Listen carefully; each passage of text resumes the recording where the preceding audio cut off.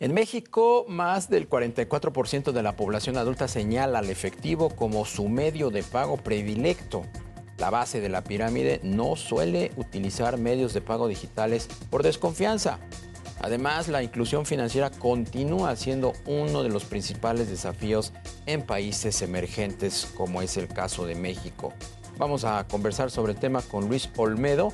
Él es socio y director de banca de valor estratégica para América en NTT Data Europa y Latam. ¿Cómo estás, Luis? Buenas tardes. ¿Qué tal, Darío? Muy buenas tardes, ¿cómo estás? Bien, gracias. Estas definiciones, estos rasgos que acabo de mencionar, ¿son parte de una conclusión de un análisis elaborado por ustedes? Correcto, correcto. NTT Data anualmente realiza aquí en México un estudio donde lo que hacemos es analizar cuál es el comportamiento del público en general con los servicios financieros. El año pasado hicimos un análisis bien interesante también de cuál era la adopción del efectivo y de los pagos digitales este año también, y el dato que estás compartiendo, efectivamente, Darío, es uno de los datos que ha surgido del estudio de este año. Que no ha variado gran cosa respecto de otros años. Seguimos teniendo el mismo problema, ¿no? La gente tiene desconfianza de utilizar los canales digitales, prefiere el papelito, hay mucho manejo de efectivo. Curiosamente, en este sexenio que está terminando, el uso de efectivo se multiplicó.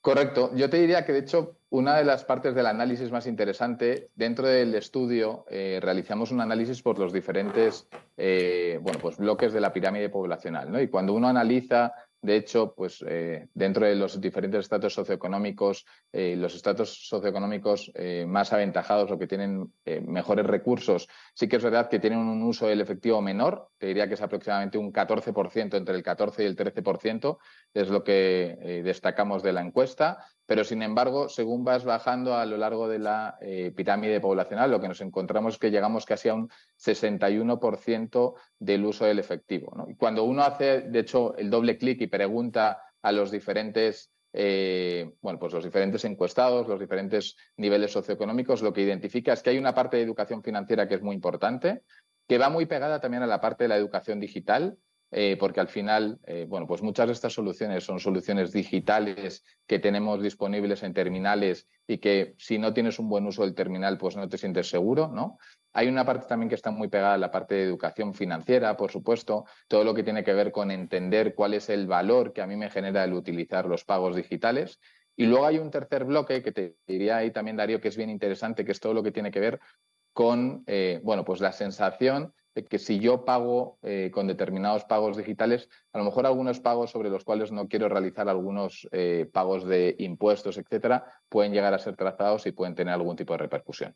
Llevamos ya varios años escuchando y viendo cómo la banca mexicana, que pues es una de las bancas más potentes del mundo, hace esfuerzos para mitigar estos rezagos, fortalecer la inclusión financiera, todo lo que tiene que ver pues con el conocimiento de las ventajas de los servicios bancarios, pero no logra romper con estos viejos paradigmas. ¿Qué es lo que en todo caso se necesita hacer para romperlos? Pues mira, Darío, yo te diría que una de las conclusiones del estudio de NTT Data es que hay determinados jugadores que están empezando a utilizar el canal digital para llegar a aquellos clientes que a lo mejor están en zonas rurales que prefieren utilizar el efectivo, pero que si se les explica de una manera correcta el cómo utilizar las soluciones digitales y las soluciones de pago o las soluciones financieras que tienen estas entidades, sí que empiezan a adoptarlas, ¿no?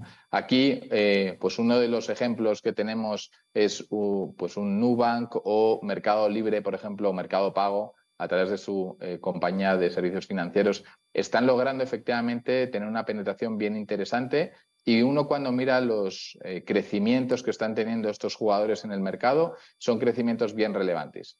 Y son crecimientos que provienen, muchos de ellos, de personas que antes no utilizaban productos financieros y que de repente lo que han identificado es que un producto de pago puede ser la puerta para entrar en el sistema financiero. Uno de los ámbitos que también analizamos de manera bastante profunda en el estudio y de lo cual hablan diferentes C-levels o directivos del mercado mexicano es esa idea de la graduación financiera. Las entidades lo que tienen que tener claro es que si un cliente nos utiliza una vez con un pago digital, tenemos que seguir trabajando en esa graduación financiera del cliente para que poco a poco el valor que el cliente va captando, que el sector financiero va generándole, sea mayor y mayor y no se quede solo en algo transaccional, sino que ese cliente entienda que esa entidad financiera le puede ayudar con sus ahorros, le puede ayudar, por ejemplo, con un crédito que le pueda ayudar a invertir en determinados negocios. Entonces, esta graduación financiera sí que es algo que hemos identificado que es clave y que poco a poco las entidades están empezando a entender.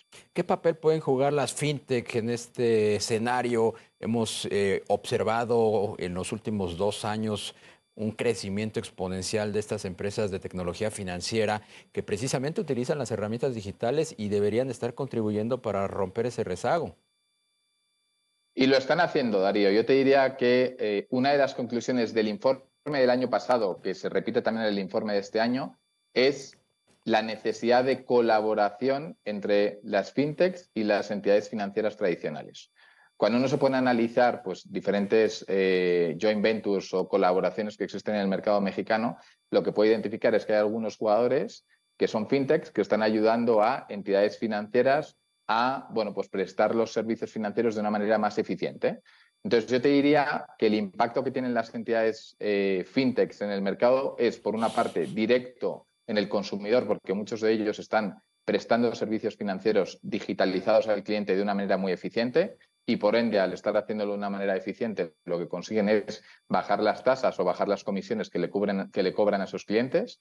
El segundo de los ámbitos tiene que ver con un impacto que es un tanto indirecto. ¿A qué me refiero? Oye, pues una fintech que llega a un acuerdo con un banco tradicional y le ayuda, comparte la operativa de su cadena de valor, pues en temas de motores de scoring o en temas, por ejemplo, de agregación de información, es otro de los ámbitos que también es importante. Y luego lo que también identificamos en el mercado mexicano es que hay fintechs que están utilizando los canales de los bancos tradicionales para ofrecer algunos productos a los clientes de esos bancos tradicionales que son diferenciados y que tienen un valor absolutamente diferente al que puede existir en la banca tradicional. México es un país que se caracteriza en comparación con otros de tener un gran potencial para desarrollar estas nuevas tecnologías bancarias. Yo creo que sí, ¿no? Yo creo que, primero, país de habla hispana de Latinoamérica con mayor población, creo que tenemos la obligación de ser el centro de generación de fintechs para toda Latinoamérica y además luego tenemos que tener en cuenta que en el norte tenemos a Estados Unidos, que al final también tiene una población bien interesante en términos de servicios financieros. Entonces yo creo que al final tenemos que convertirnos en el polo de inversión y en el polo de generación de valor a través de las fintechs, sin ninguna duda. Pues Luis Olmedo, socio de banca de valor estratégica para América Latina en NTT Data Europa y Latam. Me dio mucho gusto platicar contigo. Buenas tardes. Buenas tardes, Darío, y muchísimas gracias. Hasta pronto.